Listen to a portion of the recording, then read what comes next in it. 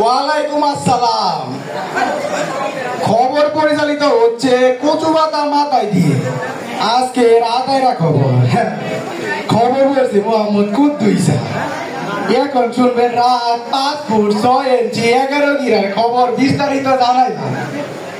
খবর পরিচালিত হচ্ছে অবসর সময় টেলিভিশন থেকে ফেঁকা খাইয়া বেকা হয়ে গেছে এর সৌজন্যে।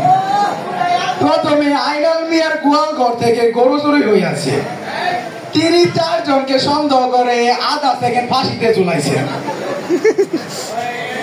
এদিকে সাইকেলের সাথে বাস ধাক্কা লেগে বাস ভেঙে চুরমার, মারাত্মক খবর। সাইকেলের চেন পড়ে গেছে। সাইকেলের মালিক গতকাল 3 ইঞ্চি হরতাল ডাইকাছে।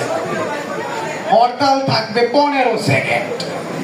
আজ যুবতী মুরগিকে ইফটিজিং করার কারণে ফাঁসির হুকুম হয় এক যুবকের, মানে যুবক মুরগির আর কি। আমাদের বিশেষ প্রতিনিধি ইসরাত আফার কাছ থেকে জানা গিয়েছে কিষান ভাই নামের এক কলেজ পড়ুয়া ছাত্র এক মেয়ের বাড়িতে 12 দিন যাবৎ অবস্থান করছে। যদি তাকে বিয়ে না করে কিষান নাকি কলা গাছের সাথে ফাঁস চালাবে।